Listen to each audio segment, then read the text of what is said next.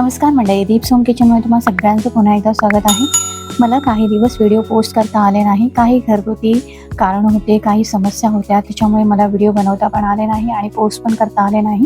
तर यासाठी माझे जेवढे पण सबस्क्रायबर आहेत त्यांना मी सॉरी म्हणते. आणि यानंतर आपले व्हिडिओ कंटिन्यू असणार आहेत, तर पाहायला विसरू नका. त्याचबरोबर व्हिडिओला लाईक आणि शेअर नक्की करा. तर आजची आपली रेसिपी आहे चिकन कोरमा आणि बटर रोटी.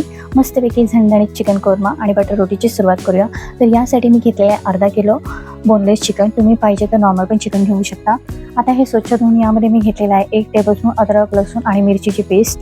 आणि त्याचबरोबर इथे दही घेतलेलं आहे 3 टेबलस्पून. लाल मिरची पावडर 1.5 ते 2 टेबलस्पून. आणि त्याचबरोबर हळद पावडर, धणा पावडर, जिरं पावडर आणि थोडंसं आपल्याला गरम मसाला घ्यायचा आहे. आता हे सगळं आपल्याला व्यवस्थित मिक्स करून मग हे 15 मिनिटे ते अर्धा तास आपल्याला साईडला झाकण लावून ठेवायचं आहे. आता यासाठी आपल्याला मसाला तयार करायचा आहे, म्हणजे वाटण तयार करायचं आहे. तर वाटणसाठी मी इथे 3 ते 4 कांदे मीडियम साईजचे घेतलेले आहेत. ते आपल्याला उभे असे चिरून घ्यायचे आहेत, कारण का हे आपल्याला तळून घ्यायचे आहेत, बारीक असे चिरून घ्यायचे आहेत. आणि मग हे कांदा जोपर्यंत कटिंग होते तोपर्यंत मी गॅसवरती कढई ठेवलेली आहे आणि त्याच्यामध्ये तेल गरम करत ठेवलेलं आहे. गरम तेलामध्ये आपल्याला हे कांदा टाकून घ्यायचा आहे, म्हणजे गरम तेलामध्ये टाकल्यानंतर कांदा आपला पटकन असा फ्राय होऊन निघतो. कांदा आपल्याला ब्राऊन होईपर्यंत फ्राय करून घ्यायचा आहे. जसं आपण बिर्याणीसाठी कांदा फ्राय करतो ना, तशा पद्धतीने आपल्याला फ्राय करायचा आहे, म्हणजे कलर चेंज होईपर्यंत. तर तुम्ही पाहू शकता आपला कांदा असा ब्राऊन झालेला आहे. आता हे आपल्याला वेगळं टिश्यू पेपरवरती वगैरे काढून ठेवायचं आहे, म्हणजे त्यातला तेल पूर्णपणे निघून जाईल. आता इथे आपला कांदा पण फ्राय करून झालेला आहे, साईडला काढून ठेवलेला आहे. आता ह्याच तेलामध्ये आपल्याला ग्रेव्ही बनवायची आहे, म्हणजे चिकन कोरमा. तर या तेलामध्ये मी काही खडे मसाले टाकणार आहे आणि त्याचबरोबर अद्रक, लसूण आणि मिरचीची पेस्ट 1 टेबलस्पून आणि त्याचबरोबर हे मॅरिनेट केलेलं चिकन. आता हे मॅरिनेट केलेलं चिकन टाकून झाल्यानंतर मग आपण एकदा चम्मचने फिरून घेऊया.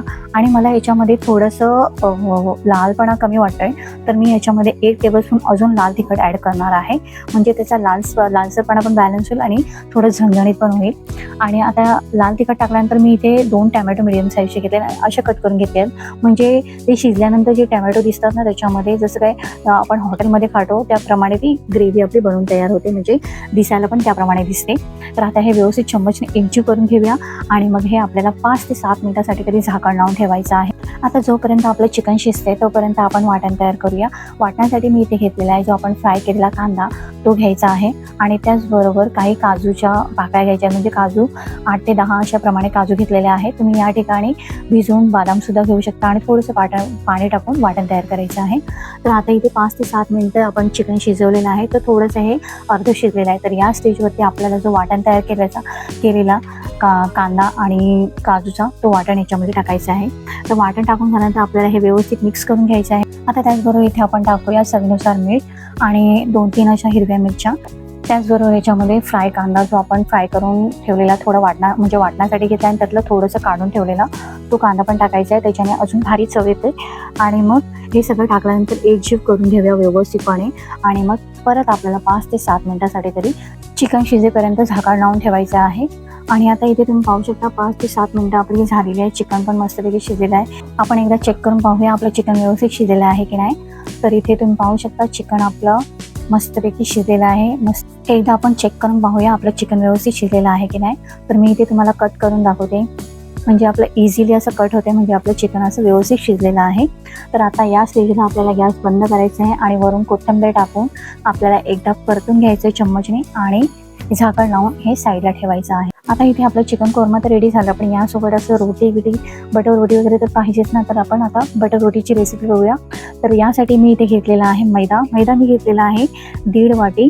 तुम्ही या ठिकाणी मैदा आणि गव्हाचं पीठ दोन्ही मिक्स करून घेतलात तरी चालेल, पण मी या ठिकाणी फक्त मैदा घेतलेला आहे.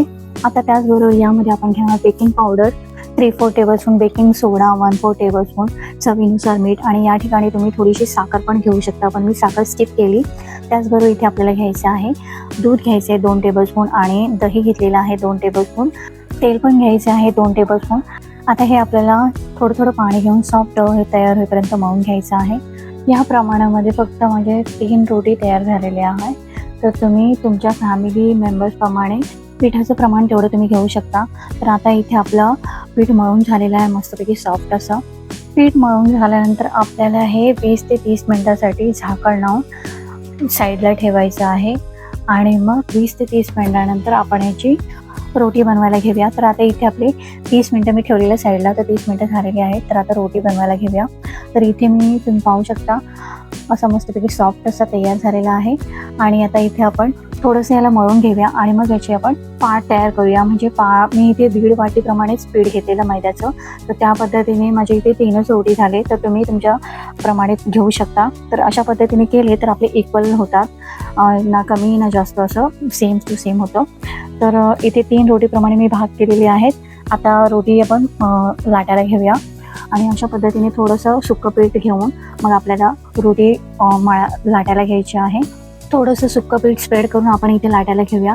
आणि असं तुम्ही गोल पण शेप देऊ शकता किंवा असं हॉटेलमध्ये आपण रोटी खातो ना त्या पद्धतीने पण आपण लाटताना शेप देऊ शकतो. तर मी इथे थोडंसं हॉटेलसारखंच शेप दिलेला आहे. आणि मग हे लाटून झाल्यानंतर ह्याच्यावरती आपण थोडीशी कलोंजी आणि कोथिंबीर टाकून ह्याच्यावरती थोडंसं लाटणी फिरवूया. आणि मग हे उलटं करून ह्या उलट्या साईडला आपण ह्याला थोडंसं पाणी लावायचं आहे. म्हणजे हे तव्याला चिटकलं जाईल. जो पाण्याची साईड आहे ती आपल्याला तव्यावरती ठेवायची आहे. हे जोपर्यंत लाटताना मी तोपर्यंत इथे तवा ठेवलेला गरम करत. तर तवा आपल्याला तापलेला आहे आणि जी पाण्याची साईड आहे ती आपल्याला तव्यावरती ठेवायची आहे. रोटी टाकल्यानंतर जसजशी ड्राय होत जाईल तसं समजायचं खालून ती शेकत चालले. तुम्ही पाहू शकता थोडी थोडी अशी ड्राय होत चाललेली आहे आणि थोडीशी फुगत पण चाललेली आहे. आता ह्या स्टेजवरती आपल्याला तवा उलटा करून असं तव्याला फिरून फिरून रोटीची दुसरी साईड पण आपल्याला भाजून घ्यायची आहे. मध्ये मध्ये असं चेक करायची आपली रोटी व्यवस्थित भाजत चालेल का. कधी कधी ती पडते पण तो थोडं चम्मचने पकडून होल्ड करून मग ती आपल्याला अशी गॅसवरती भाजायची आहे. आता तुम्ही पाहू शकता मस्तपैकी आपली रोटी भाजून झालेली आहे. आता याच तव्यावरती आपण त्या रोटीवरती थोडासा बटर टाकून मग असं स्प्रेड करणार आहोत. रोटी गरम असतानाच आपल्याला याच्यावरती बटर टाकायचा आहे, म्हणजे तो बटर पटकन वितळला जातो. आता आपली रोटी मस्तपैकी तयार आहे चिकन कोर्माबरोबर खाण्यासाठी. तर तुम्ही पण एकदा ही रेसिपी ट्राय करून बघा. रेस्टॉरंटपेक्षा भारी आपली चिकन कोरमा रेसिपी आणि रोटी तयार होते. तर आता ही रोटी मी तुम्हाला तोडून दाखवते. अगदी झाडसर अशी रोटी बटर रोटी मस्तपैकी तयार आहे. पाठची साईड पण आपली मस्तपैकी शिजलेली आहे आणि चिकन कोर्माबरोबर खूपच भारी लागते. तर रेसिपी आवडली असेल तर एक लाईक करा, शेअर करा आणि अशाच नवीन रेसिपीसाठी टिप्स किचनला सबस्क्राईब करा. तर बाय.